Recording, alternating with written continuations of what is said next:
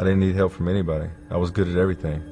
And this, the drugs and the alcohol, I couldn't stop doing it. I went down a path of destruction, just about escaping the feelings. I never used one without the other. It was chaos. A dump truck was insanity. It plowed into us. I know it was the devil. I actually got suspended from baseball. I said, I need help, and I can't do it anymore. I fell on my own. You do with me what you want to do with me, but I surrender.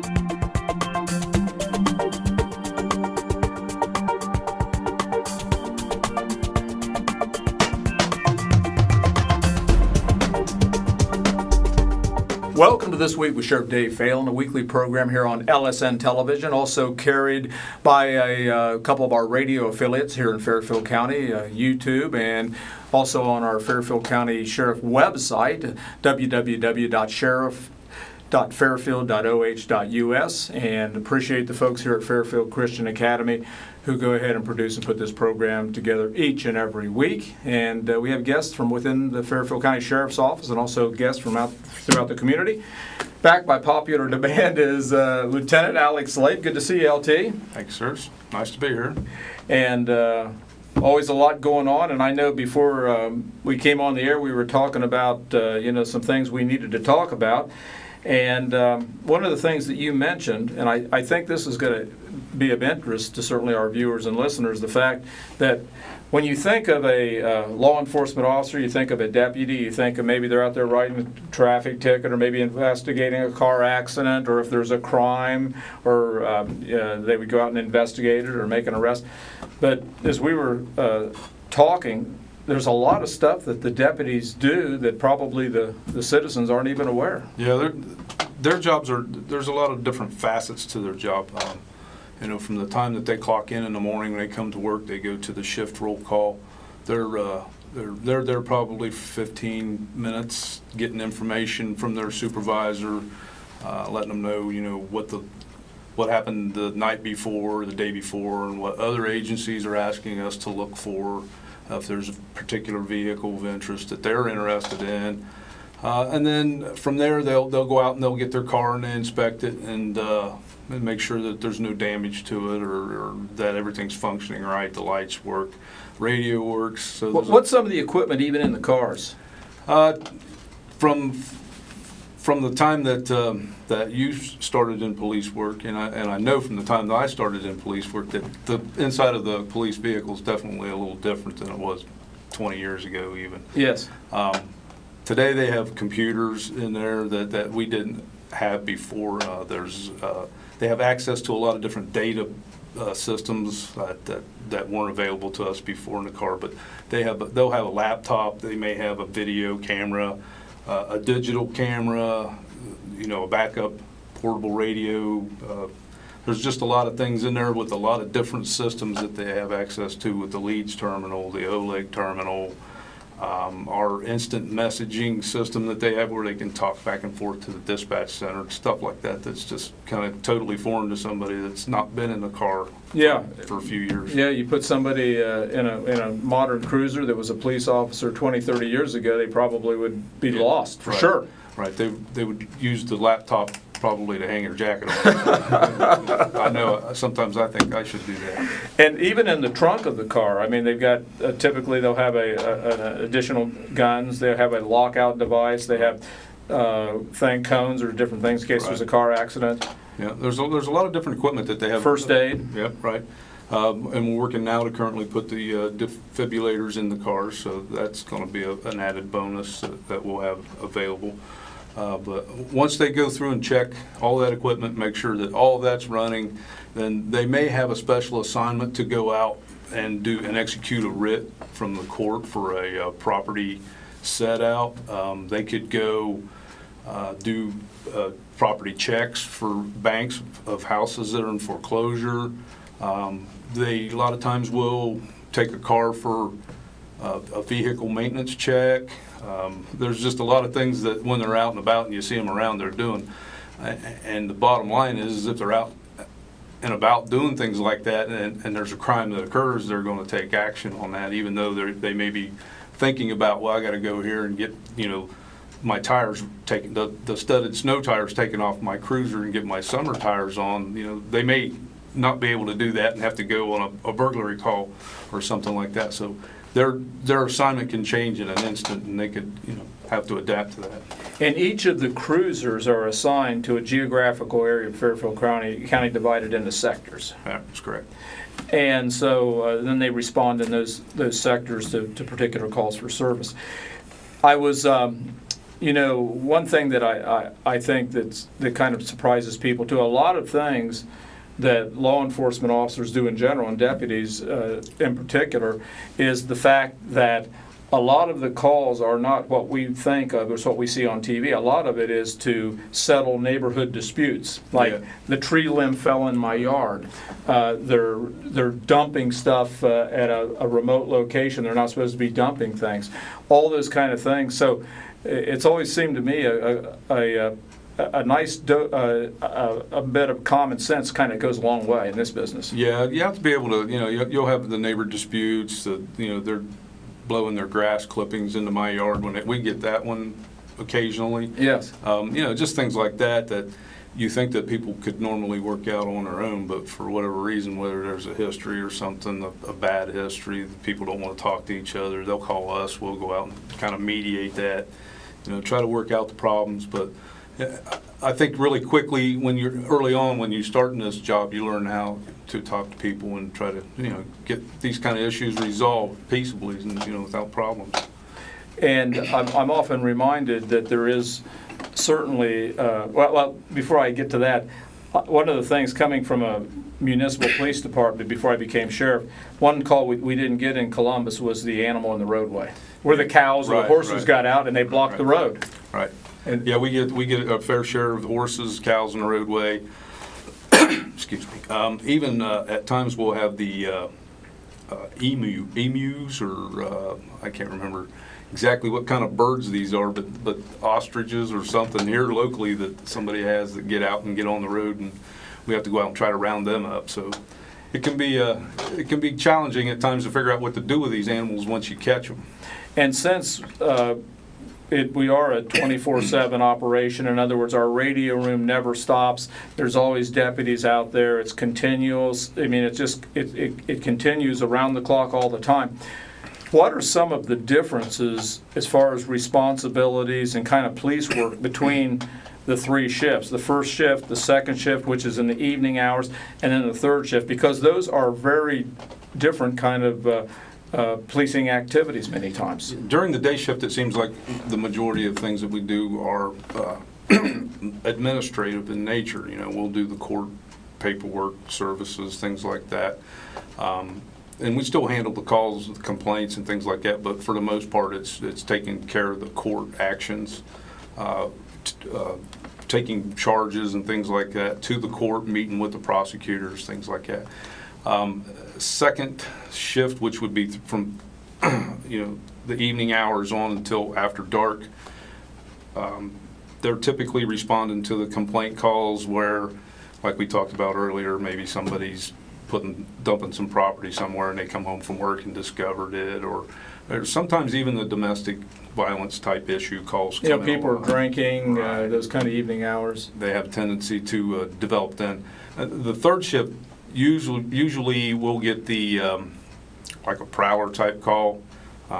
We get a lot of traffic type calls with accidents and things like that late at night, and those typically involve somebody that may have been drinking or something of that nature that didn't make it home, that ran off the road or however, they may have had an accident or caused an accident. So those are the kind of calls that we get at nighttime, in the early morning hours even. We've even had domestics at like 5, 6 o'clock in the morning. Where they've been up all night drinking or carrying on. Yeah. So those typically aren't very good scenes to go on. Is there a difference between even the days of the week? Or do you see much of a difference in that anymore? I know there was a time you would see like Friday and Saturday night would be, we would see more police calls because that's when people are home. But I'm not so sure, looking at our stats, that's always true anymore, is it? Yeah, I've always sat myself and wondered, try to figure out which day was the busiest. And somewhere along the line, I had heard that Wednesday nights typically were the nights where most serious crimes happen. I don't know. I've heard the full moon too has an effect. Yeah, I don't know that there's any truth to that. It seems to me that it can happen at any time, any particular day, at any, I don't think there's any rhyme or reason to it. Usually on the weekends, Friday nights, there's more of a traffic issue. Yeah, people are out at bars too. Well, usually they get off work, so Yeah. everybody's got a plan for the weekend, so they want to get home, and it seems like a larger volume of traffic. But by and large, it seems, at least statistically, that the second shift, and the second shift is like that 3 p.m. to 11 p.m. shift, has the most calls for service because we know that most of the burglaries take place in the daytime while Right. people are at work, so they come home and they find their house broken into. Right. We have situations where you have people partying, kids out, and those kind of things. So I think historically, second shift has always been a pretty busy Yeah, we have time for police work. Most of our calls for service are during the 3 to 11 time frame. Typically, our second shift can, on an average, take between 8 and 10 reports, where day shift may take 2 to 4 during the day, and then third shift may take 2. Yeah, because nobody's going to make usually a police report, short of an accident report, calling in the middle of the night and say somebody damaged my mailbox, because most people are in bed. Right, and it's been proven, at least with our numbers, that the second shift is the one that handles the volume of the calls, and they're the ones that also probably have the most manpower to deal with that situation too. So. And I think also when you look at police, all the things that a police officer, a deputy, has to understand and know, whether it's how to navigate through these family disputes, how to go ahead and process an arrest scene, how to make sure you process a grand jury package. There is really a lot of things to learn. And when deputies are assigned for the first time to the patrol division, and typically within the sheriff's office, those individuals have, when they're hired, the first assignment, they come into the jail. And they've worked many times in the jail for sometimes many years, and they become pretty good at dealing with these problematic prisoners. But when they are then out in a cruiser, it's kind of a lot of different police work. So how do you prepare them for that? What we have is unfortunately, some of these people have prior experience, but the majority don't. Right. The ones that have the prior experience seem to catch on a little bit faster with processing the paperwork and things of that nature. But we have an 8-week FTO program. If it needs to be extended beyond that, we will do that. But typically, they'll ride with a seasoned veteran on a rotational basis for a week, and then they also will ride on different shifts. So they'll work first, second, third shift, and for that 8-week time period. And they'll learn, they're right there with their FTO. Their FTO is monitoring how they fill out the paperwork. The FTO is also keeping a log book that's evaluating their progress and learning the skills that they need to work as a patrol deputy on their own. So it's a lengthy process, and it's a really good process, because to see these people when they first come out and to see them again when they're finished with that process, it's kind of neat to see that, how they develop. So yeah, well, when you look at sick for 8 weeks, that's a long time. They've already gone certainly to the police academy, right. So they've gone through that. They've had a few years in the jail, so they are really ready to go out there and do the next step as far as develop into patrol deputy. And then when they get everything figured out, then somebody will decide it's time to change the form. Just like we recently went through with our reporting thing, everybody Right. has to relearn it, and that's a big task too, to get everybody trained on the new stuff. So seems like as soon as you get it down, you get it figured out, and then it's time to change it. So Time for other things to move along. right. What's the I was surprised. I looked the other day as far as people that have been hired within the sheriff's office. Today we have about 100 and probably 150. Well, no, I'll take that back. We have about 97 deputies, and Right. that's everything from the jail to the road, the school resource officers, a lot of different assignments. And the deputies that I've hired out of that are around over 60 now. Mm-hmm. So we have, in many ways, a relatively young sheriff's office with, and you know, the disadvantage is sometimes we don't have as much experience, but the positive is you have these folks are ready to go, they're dedicated, and they really do a terrific job, and they make the sheriff's office look good. Yeah, I think that our workforce across the board is kind of, I guess it's young for a typical workforce standard, but in this line of work, we need younger people that can take the, you know, physical stress and things Right. like that, because when they get old like me, they don't hold up as well. So, but I'm doing pretty good. You are doing good. Yeah. But these guys are, like you said, they're committed. They want to do a good job, and you know, I feel a sense of obligation to make sure that they get the right training to help them do the best job that they can do for the citizens of the county. That's right. To me, that's a big responsibility, so I take it pretty serious. We're about out of time. Appreciate Lieutenant Alex Lape with the Fairfield County Sheriff's Office. We've got a lot of other things to talk about. We're going to tape a second segment here in just a minute, and next week we're going to talk a little bit about what happens when you have an area where we're having speeders, what happens where you have an area where maybe we're having a pattern of burglaries or some kind of thefts where they're breaking in cars, how, as the sheriff's office, we handle those things, and a host of other things. So we'd like to have you back here, and I know you will be. And again, I appreciate the folks here at Fairfield Christian Academy that put this program together, and all the comments that I get as I go out throughout the community about this program, and certainly you, the viewers and listeners that support this program. We will be back next week, same time, same place. If you're out there driving, buckle up. God bless, and we'll see you right here next week.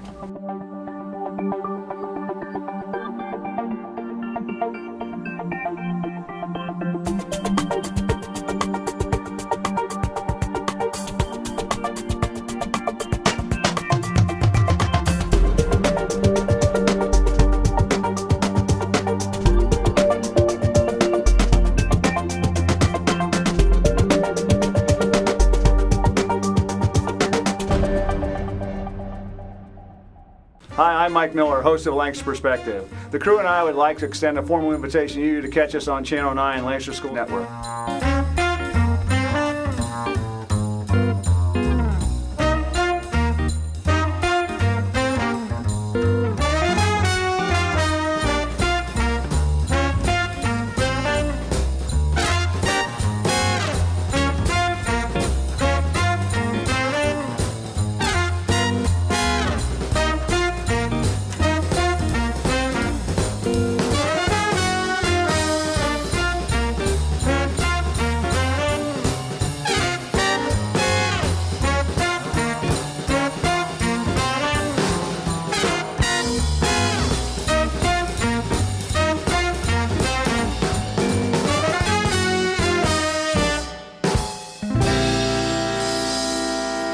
Lancaster Perspective on LSN.